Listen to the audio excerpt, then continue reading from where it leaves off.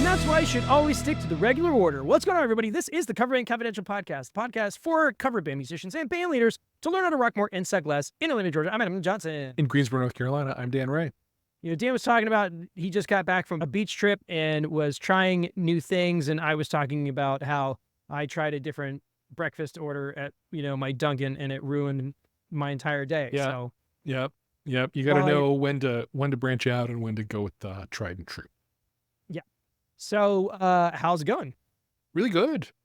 Yeah, had a nice 4-day weekend at the beach, and back now. It's recording on the 18th of June, and that makes tomorrow the Juneteenth of June, and I have the day off, which is great. Sure. So, yeah, looking forward to chilling tomorrow. We're rolling off of Father's Day weekend. Yes. We had, lovely time there. Got to spend it with the dads in my life, my brothers, and my dad, and that was cool. Yep. And the other thing for this week is just we're prepping for this gig on Thursday, this live band karaoke thing. So the requests came in late. I got one yesterday, but I think we can pull it off. It's Before He Cheats by Carrie Underwood. Yeah. Which is, it's 5 chords. Not a lot to it. Yeah. Nope. So I think we're going to be able to make that one work. And man, it's just been busy. I had to finalize the tracks. I had to put all the stuff in Band Helper. We're just inquiries, just left or right. Like we're going to be booked basically every weekend day in August at this point. Nice. Which is good because as busy as August is, it's also like the time when having extra discretionary income is of paramount importance. For sure. So we will have to, we will be taking advantage of that. I've been instructed to not turn down work between now and the end of the summer. So yeah, that's what we're doing. That's good. Here's a dad joke about that. My wife told me to cut out the extraneous expenses, but I bought the jacuzzi anyway, and now I'm in hot water. Hey, speaking of dad jokes, a guy named CJ Hockenberry, who now works for Pro Audio Star out of Brooklyn, New York, he posted a video on all of his socials doing musician dad jokes and was wearing our Defend Dad Bands t-shirt. Awesome. So I got to cross-post that. Very good. CJ and I met out at NAMM. Mm. He also owns a company called Zeru Guitars, which do these really cool headless-style guitars that are very affordable. And we just kind of hit it off and have been in touch. And he was posting something and was talking about whether the audience cares. And I was like, I've got that design in my merch store. And he goes, oh, I totally would want one of those. So I ended up sending him some stuff. I sent him the shirt that he asked for, but I also sent him the Defend Dad Band shirt because I thought it would be funny. Yeah. So he was kind enough to shout us out, tag us in the post and all that, which was great. Awesome. And we just wrapped up our merch sale, unfortunately. It's 15% off up until, I think, today. So Missed it. Oh. by the time you hear this, it'll be too late. But don't worry. You got to sign up for updates, and, we'll tell you stuff goes on. It'll happen again. Yep. Not the last time. Speaking of things that have happened again, no reviews this week, but that's okay. I did want to shout out one of our patrons, Matt Smith, who is in a band called Run Force Run out of the Chicago area. He just joined the Patreon and then went ahead and said, you know what? I'm so stoked on this. I'm just going to go ahead and pay the whole year in advance. And so he went from monthly to annual and saved himself 10%.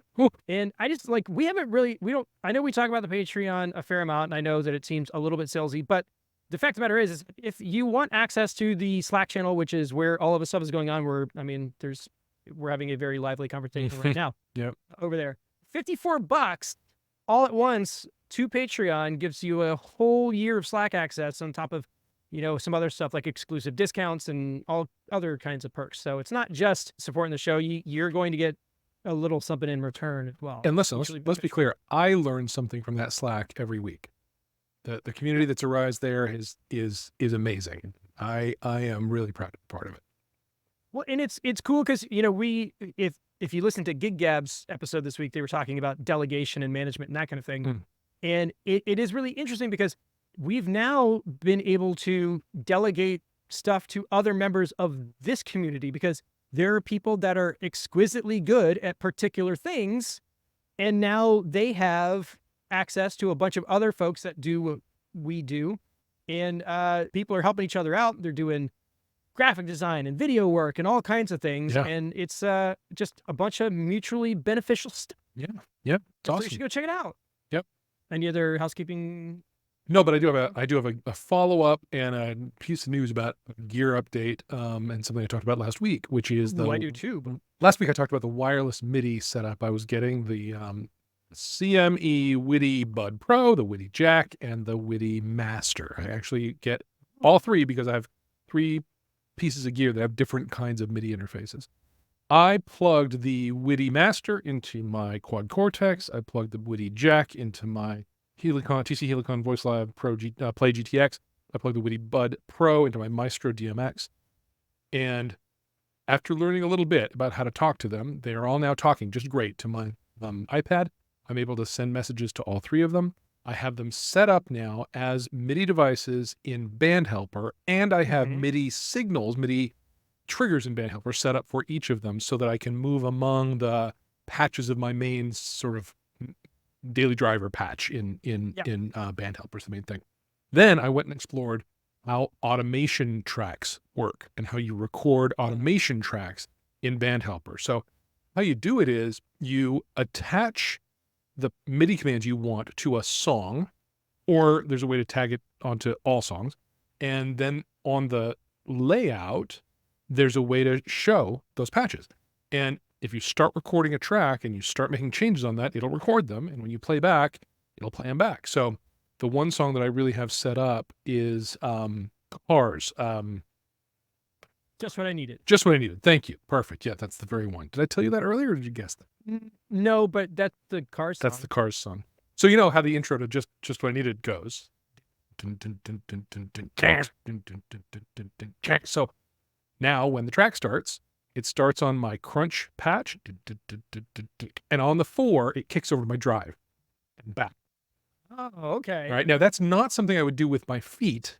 I would do that with my hands, because I'm not going to tap dance like that. But since I can automate it, I can do something much richer in my patch world, right? Yeah. Similarly, the verse of that song, the guitar starts very muted and very pulled back and gets bigger as the verse goes on. So I actually move up across some bigger patches as the verse goes on, which again, not something I would do with my feet, but since I can automate it, it's great to do it. It obviously kicks over to the lead patch at the solo break and then back.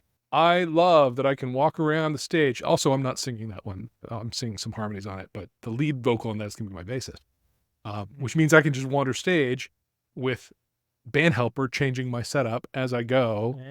Yeah, this is killer, and it's going to take some work to go through all of my songs and kind of set all these things up. But boy, oh boy, if you're committing on tracks, get yourself a MIDI setup and commit on this too, because the fact that it can change my patches at the right moment in the track, oh, that is a game changer. I'm super excited to play with this. So you can just throw that sucker in a drawer. Yeah, just hit play and walk away. Yeah, absolutely. Absolutely. And, it doesn't have to be wireless. There are wired ways to do it that are, if anyone has like concerns about the reliability of wireless, I get it. It's not really road tested in my setup, but there are wired ways that are cheaper and easier to plug in and everything. Boy. And then also on the Maestro DMX, which is a AI driven lighting scene generator, hardware unit, also takes MIDI commands over USB. And so that's the one that is the MIDI Bud Pro, which is basically a little USB dongle. I now can say next scene on that. And so that means I can make the lights do something different, change into something different at certain points in the song, which is also really exciting. I have a lot of experimentation with that ahead of me. I'm going to buy some new fixtures and really up what that is happening in my light show. But to automate that along with track is a whole other level that I should never contemplated doing before. So I just bought a pair of moving head. Excellent. What kind? They were on Amazon. Yeah. It was a pair of them for like $150. Yes. I was like, why not? Yes, why not? Exactly. I'm looking at the cheap Chauvet scanners. It's a mirror-driven sort of moving head thing. And there's a really expensive version and a really not expensive version. And the difference is wattage and power and all that kind of stuff. But I think the lower ones will be fine for me. Well, and I'm curious about their size and weight because they're not going to be very big. But I thought because initially I was thinking, well, where would I put them on stage? But I was like, but wait a second, if I've got the Rubik's Cubes flanking the drum set, I can sit on top of those. There you go. And then that's a whole vibe. There you go. So Perfect. Perfect. yeah, I'm super excited about that. Yep. Also, discount for CBC at checkout to save 10% off of my Shure DMX. Anyway, mess around with that. If you're a band helper user and have MIDI on your stuff, yeah, get into that. It's exciting. Well, but to be fair, you can do this in any playback. That's true. You do this That's true. in your DAW of choice. You can do it in Ableton. You can do it. Yes. I believe Stage Tracks will do this. All of the major playback apps have that MIDI functionality built into them. I'll give it to Arlo. The MIDI preset functionality in Band Helper, once configured, does make things dead simple to move around. So it is one of the implementations that I think Band Helper actually does exceedingly well. Yeah. There's a lot of places in Band Helper that it kind of suffers from feature overload, but this one's clean, really clean.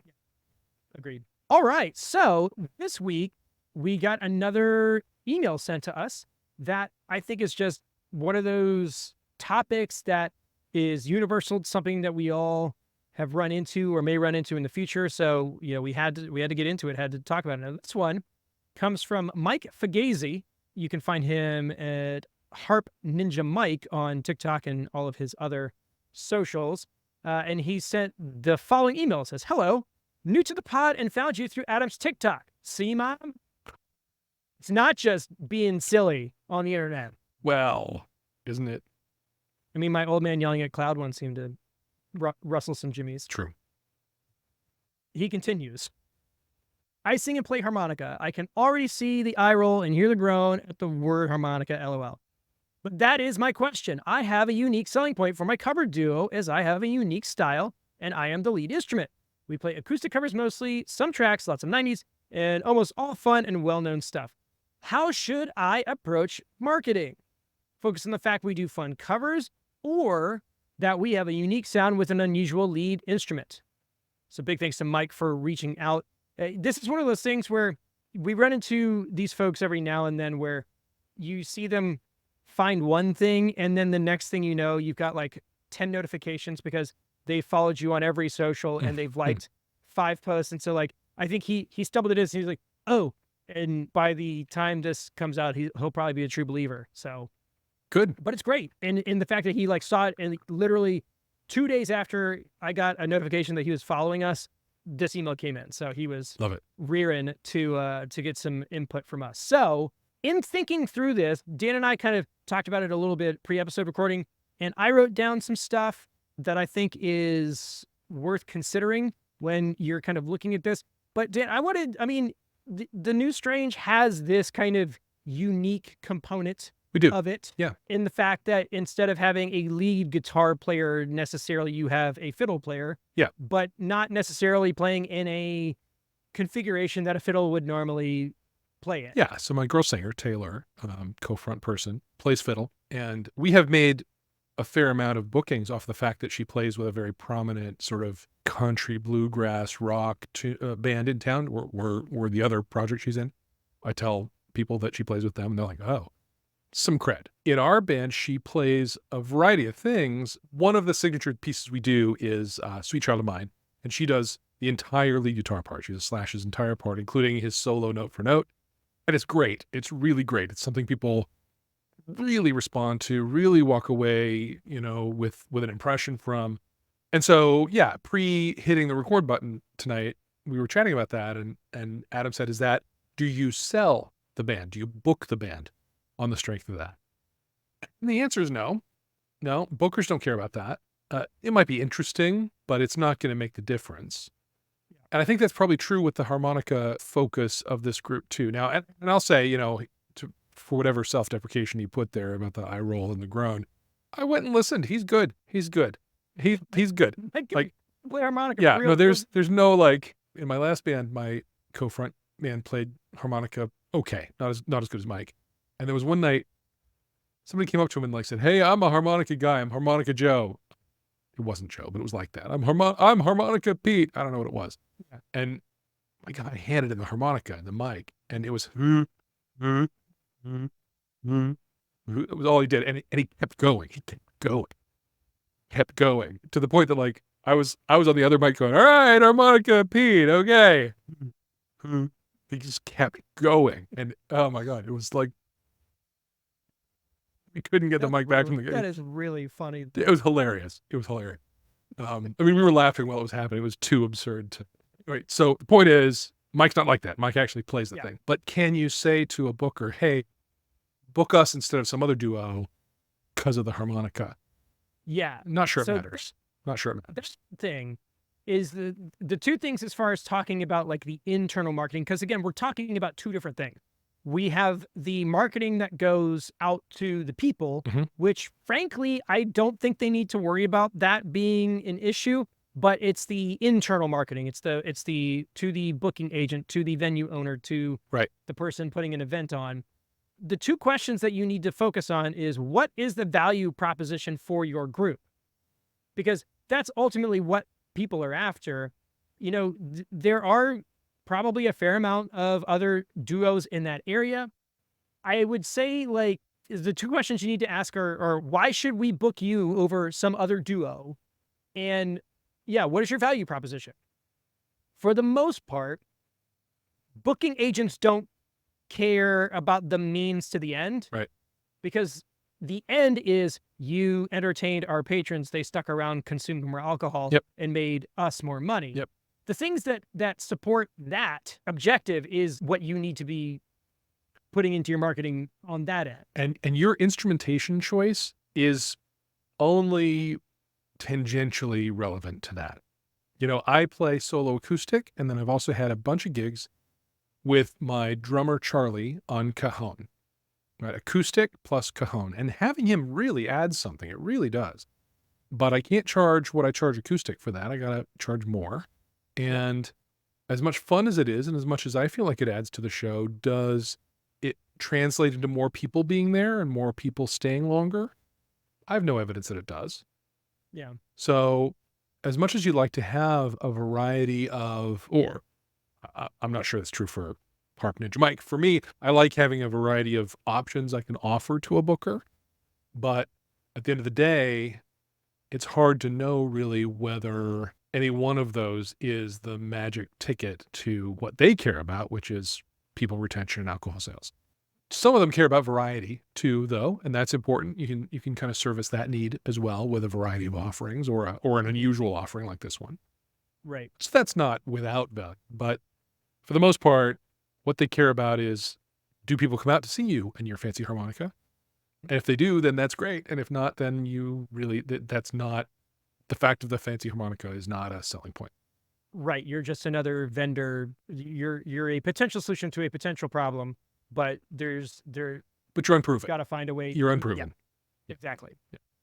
And so the follow-up around that is talking about personal branding and just whether the reality of the gig itself exposes this particular component or whether attention needs to be drawn to it. Notably, we don't market ourselves, the New Strange does not market ourselves as the North Carolina's premier fiddle pop cover band. I mean, you could lead into it and you could just make, fiddle pop t-shirts and could. Yeah. And now that you've said that, I probably have to, but, damn it. But it's not. Helps my brain and it's a great idea. Oh, I know. But it's not a thing we've done, to sell to bookers. That's not, nobody's cared about that much. They care about your bar sale records at, the other three venues you play at. That is what they care about. Yeah. So that's where it's saying. Yeah. And one thing I kind of noticed is that first off, the thing that's great about Mike and what he's asking is that he's got a lot of stuff out there to already kind of like base our opinion on. Yeah. And the fact of the matter is, Mike exists on the internet as a harmonica player. That is what he does. Harp Ninja Mike. He's not only a performer, but he's also an educator, a clinician, if you will. The primary focus of his social media accounts is to teach other people how to play harmonica. So the fact that he's involved in it in the first place lends itself to that. Yep. All of the promo material of that duo performing that I saw was very clear that there was a harmonica involved. And if you look at the songs that are on his, let's say, TikTok account, odds are if you looked at all of the songs that that duo plays and you just kind of stare at it as a group objectively, you would go, huh, that's a lot of harmonica heavy songs in there, isn't it? Yeah. So I think that from a marketing standpoint, you don't need to do anything. No, And you're already doing that's- You're already doing it. That's the thing. To reach out to an audience that's going to be interested in this, that already doing everything there is to do. Yeah. So my only caveat to that is in the event that one of your accounts explodes in some unique viral way, and all of a sudden you have 500,000 followers, then it's something that you might draw attention to. Our vocalist, Harp Ninja Mike, has 500,000 followers on Instagram. Sure. You know? Sure. And that's marketing. Because again, that's a thing of saying, hey, our unique value proposition is we have this person with this following that is a part of this group. Ergo, that following may follow them into your venue. And it may be a fact that he's unique in this particular way, but it's not the particular uniqueness that makes it attractive. It's the popularity of it. Yep. And if you want the focus to be on the harmonica part, the way that you do that is you do all of these things on social media and you build buzz around that kind of stuff. Yeah. Because ultimately, if you want it to be about the harmonica, the harmonica has to alert enough attention and attract enough interest that it is the most obvious thing to lead with when approaching opportunities. Yes. Because anybody who goes to the socials for this particular project, we see it. Harmonica's on there, and it sounds great. Yeah. It's fantastic. I just don't know if it's the thing that is going to net you more work or not. I think it's worth So saying it's that about prioritizing. it is, and it's also about focusing on audience. You know, an audience might follow you because of your harmonica, right? A booker's going to follow you because of your audience. So it's a second order deal, and you got to be aware of that dynamic when you are building your marketing, building your messaging. Booker doesn't care about the harmonica. The booker cares about your audience, and your audience might care about the harmonica. So that might color how you approach those different target audiences for your brands. So color is a very pointed thing that you bring up, because what we were discussing is that leaning into something too much can feel like a value add or a distinguisher, something that kind of pulls you out of the crowd initially. But if it is leaned on or relied on too heavily, it can be something that you can't get rid of. Yeah. So the idea that you start off as, let's say you were trying to really stand out and you're the backflip harmonica guy. And there's videos of you doing harmonica and backflips backflips and while you're doing a backflip. Yeah. And all of a sudden your video goes viral or a show happens and it just explodes. And guess what? Now you're the backflip You are now harmonica guy. the backflip harmonica guy forever. Yeah, and if you don't do a backflip at your show, like everybody's mad at you. They're going to riot. So what I came up with is that you got to be careful about whether your talent is a marketing ploy or a shtick, because once it's stuck to you, it may be hard to peel off. Get it unstuck. Yeah. So I think in summation, externally, yes. Internally, probably not. Well, it's good information internally, so people know what to expect, but it's not gonna be the deciding factor. If it's in your write-up at all, it's the first half of a sentence that is separated by a comma, and then all the stuff you've done. Yeah. Featuring lead harmonicist, backflip harmonica guy, comma. Our duo has played Harp to thousands of Ninja people. backflip Mike. Yeah. I don't know why I'm still logging the backflip. No, I like it. I think it's I like it. But I think you're right. The ninja part of it is what popped Sure. in my brain. Sure. Well, plus, you know, it's a good depiction of, like, you can get yourself in a pigeonhole and then be trapped there. Yeah. And maybe you spend a lot of time taking voice lessons and you really want to be known as the guy who sings while he does backflips. Yeah. But nobody wants to hear it. because they're too Just the busy backflip. waiting on the harmonica. Yeah. Do the damn backflip, man. So you could find yourself in a gilded pig. Pretty soon you're just a backflipping monkey. Now that's something I'd pay to see. Yes. So I'm like, hopefully that's helpful. I know we were speaking a fair amount in platitudes, but at least we weren't like having to talk around information like we have the past couple of episodes. Right. Very straightforward this go. Yeah. But if you want to check out Mike Fugazi and all of his antics, you can find him at Harp Ninja Mike on TikTok. You can also find him on Instagram. He's got a pretty solid YouTube following as well. And if you are looking to learn how to play harmonica, his stuff is chock-a-block with super helpful tips and tricks, and also like really good like music theory stuff just in general about soloing and improvisation. He's the real deal. No question. Yeah. So go check him out. And you can say, hey, I heard you on the episode this week, and do a backflip. Really big with the backflip. Yeah. I'm really putting a lot of pressure on you at the moment, Mike. Got to learn a backflip. And then, but that's the problem is that I swear, like, in 2 weeks, we'll just get like tagged in some post, and it's poor Mike who has spent the last, however long Backflipping. Like, yeah, or he's got a concussion and a neck brace. And like, yeah. All inquiries can be done through general counsel, and that's that. Well, okay, that's gonna do it for this week. Thanks so much for tuning in. Please don't sue us if you hurt yourself doing something we. No, the explicit device is don't become we said don't become the backflip monkey. Don't, Yes. we're telling you not to do that. I have gotten the thumbs up from our lawyer on FaceTime that absolves us of any. Beautiful. Yeah, we are no longer exposed. Yeah. If you'd like to support the show, you can do anything Mike's about to tell you, but I'll go ahead and call it for this week. In Atlanta, Georgia, I'm Adam Johnston. In Greensboro, North Carolina, Dan Ray. You have been listening to the Cover Band Confidential podcast for the week of June 21st, 2024.